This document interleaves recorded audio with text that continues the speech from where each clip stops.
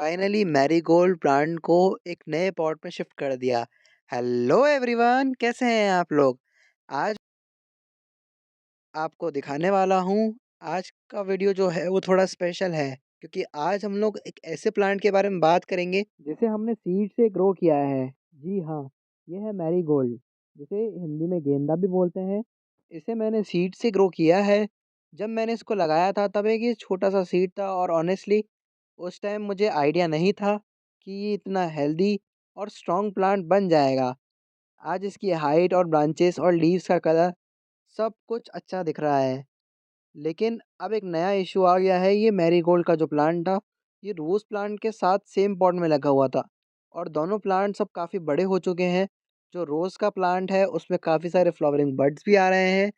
तो जो मैरीगोल्ड है उसमें अच्छी फ्लावरिंग के लिए हमने इसको अलग पॉट में शिफ्ट कर दिया है।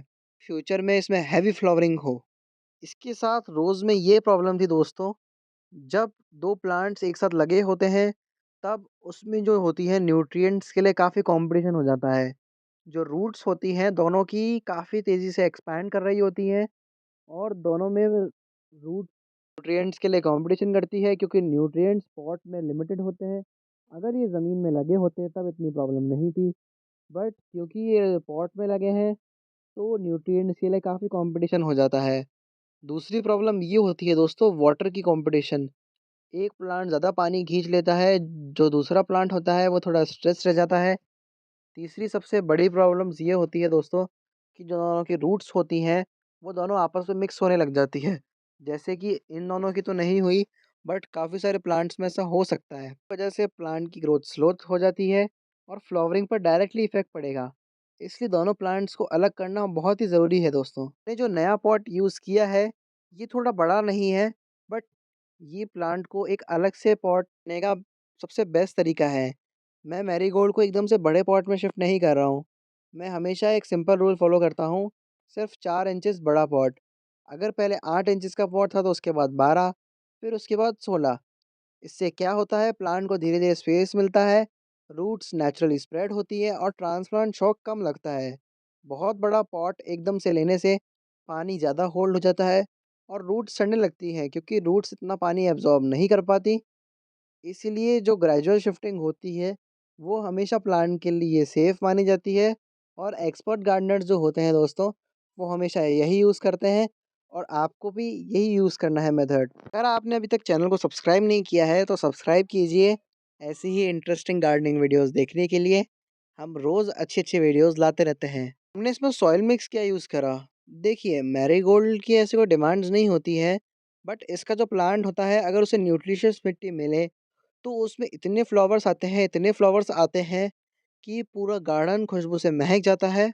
मैंने इसमें जो सॉइल मिक्स यूज़ किया है, उसमें मैंने 40% गार्डन सॉइल जो स्ट्रक्चर देती है, 30% वर्मी कंपोस्ट जो न्यूट्रिएंट्स देता है, 20% रिवर सैंड जो ड्रेनेज के लिए इसके लिए परफेक्ट रहेगी, वो ऐड किया है, ताकि पानी रूट्स के आस-पास रुक ना जाए। और लास्ट में 10% कंपोस्ट यूज़ किया है, जो अगर आपके पास कोकोपीट हो तो आप वो भी यूज़ कर सकते हैं, जो मॉइस्चर का बैलेंस बनाए रखेगा और सॉइल को लूज़ रखेगा। इसके साथ थोड़ा-सा नीम खली भी ऐड कर सकते हैं, ताकि फ्यूचर में इंसेक्ट्स और पेस्ट का इश्यू ना आए, उनका अटैक काफ़ी कम हो जाए। वैसे तो मैरीगोल्ड को ज़मीन में जब लगाते हैं, तब वहाँ से नीमाटोड्स खराब नहीं करते हैं उसको, ना ही उसके आसपास के प्लांट्स को। सबसे मेन चीज़ दोस्तों ये है कि इसको प्लांट को सेफ़ली निकालना है। देखिए, दोनों की रूट्स अगर आपस में मिक्स हो, तो धीरे-धीरे सेफ़ली अलग करना ज़रूरी है, क्योंकि मैरीगोल्ड का प्लांट अभी सॉफ्ट है, इसलिए इसकी रूट्स टूट सकती हैं, खराब हो सकती है। मैं इसे साइड से धीरे-धीरे मिट्टी हटा के डायरेक्ट खींचा नहीं है इसको, उससे रूट्स टूट सकती हैं। यहाँ एक और चीज़ का ध्यान रखना होता है दोस्तों, रोज़ प्लांट की डिस्टर्ब हमें जो है जिसके साथ हमने इसको लगाया था, उसको डिस्टर्ब ना हो, वरना उसकी जो फ्लावरिंग हो रही है वो ख़राब हो जाएगी। इसलिए पेशेंस बहुत ज़रूरी है दोस्तों। जितना कामली गार्डनिंग करेंगे, उतना ही प्लांट को कम स्ट्रेस होगा, उतने ही प्लांट्स लंबे चलेंगे। उनमें प्लांट को बाहर निकाल दें तो आप क्लियरली देख सकते हैं इसकी रूट्स काफ़ी स्प्रेड हो चुकी है, इसलिए इसे अलग करना बहुत ही ज़रूरी था। अब इसमें अगर आप चाहें, अगर आपके प्लांट की रूट्स जो अगर है ज़्यादा बड़ी हो गई हो, तो आप हेल्दी रूट्स को रखिए। वाइट या लाइट ब्राउन रूट्स जो होती हैं उन्हें ही रखना है, जो सॉफ्ट नहीं होती है। अगर कोई रूट ब्लैक या सूखी या डैमेज लगे तो उसे क्लीन प्रूनर से कट कर देना चाहिए दोस्तों। मैं यहाँ सिर्फ लाइट प्रूनिंग की थी, जिसमें हमने जो इसके आसपास जो बड़ी-बड़ी चीज़ें थी, जैसे कि इसकी जो सीड्स के थे आगे, उसे हटाया है। आउटर सॉइल को थोड़ा-सा लूज़न करा है, ताकि नई मिट्टी में जाकर रूट्स ईज़िली स्प्रेड हो जाएँ। मैं इस स्टेप का एक बड़ा फ़ायदा ये होता है, प्लांट को सिग्नल मिलता है कि अब नए रूट्स बनाने हैं। नए रूट्स आपको व्हाइट कलर के दिखेंगे, वो उन्हें ओवर वाटरिंग से हमें बचाना है दोस्तों। इसी वजह से रिपोर्टिंग के बाद हमारा जो प्लांट है उसकी ग्रोथ डबल हो जाएगी, काफ़ी तेज़ी से बढ़ेगा। देखिए दोस्तों, नए पॉट में हमने इसको ट्रांसफ़र कर दिया है। इसमें हमने नीचे थोड़ा-सा ब्रोकन टाइल्स और ग्रेवल्स डाले थे, ताकि हमने जो पॉटिंग मिक्स बनाया है, वो पानी के साथ ड्रेन आउट ना होए। इसका काम एक्स्ट्रा पानी को नीचे निकालना भी होता है दोस्तों, ताकि रूट्स कभी पानी में पूरे तरीके से डूब ना जाए। उसके बाद थोड़ा-सा सॉइल मिक्स और डाल दिया है। प्लांट को बिल्कुल सेंटर में रखा है। प्लांट की हाइट वहीं रखनी है जो पहले थी, ना ज़्यादा डीप, ना ज़्यादा ऊपर।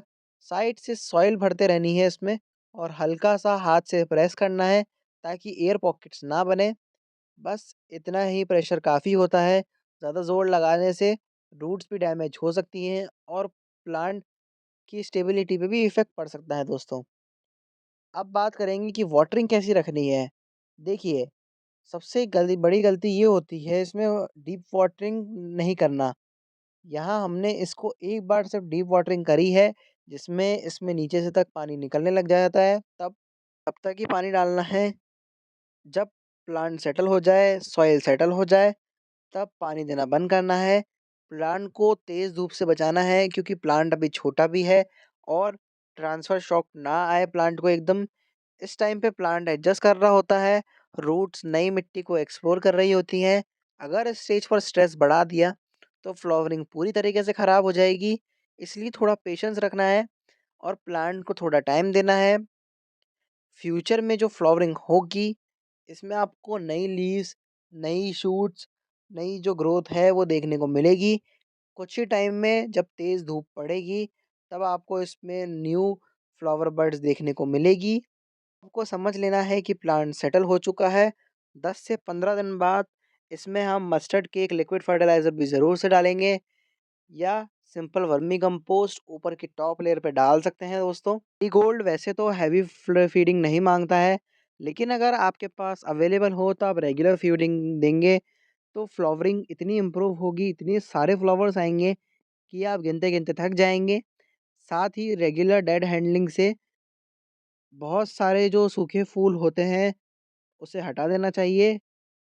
इससे प्लांट का जो न्यूट्रिशन होता है वो नई इस पर आता है, और जो नई बड्स आती हैं वो ज़्यादा से ज़्यादा आती हैं, ज़्यादा से ज़्यादा फ्लावरिंग होती है।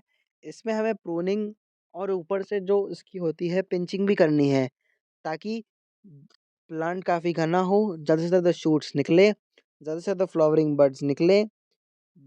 मैरीगोल्ड का जो प्लांट होता है वो सीड से ग्रो किया हुआ प्लांट इतना हेल्दी हो जाता है, उसकी वैल्यू अलग ही होती है दोस्तों। अगर आप सही टाइम पे उसको अलग पॉट में शिफ्ट कर देते हैं, तो प्लांट की ग्रोथ डबल, स्ट्रेंथ डबल हो जाती है, और प्लांट काफ़ी तेज़ी से ग्रो करता है।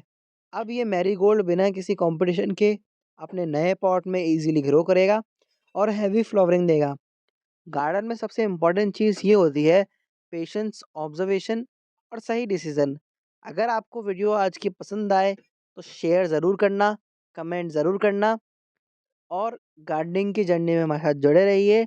सब्सक्राइब कीजिए ऐसी ही और इंटरेस्टिंग गार्डनिंग वीडियोज़ देखने के लिए। मिलते हैं नेक्स्ट किसी वीडियो में, तब तक के लिए हैप्पी गार्डनिंग।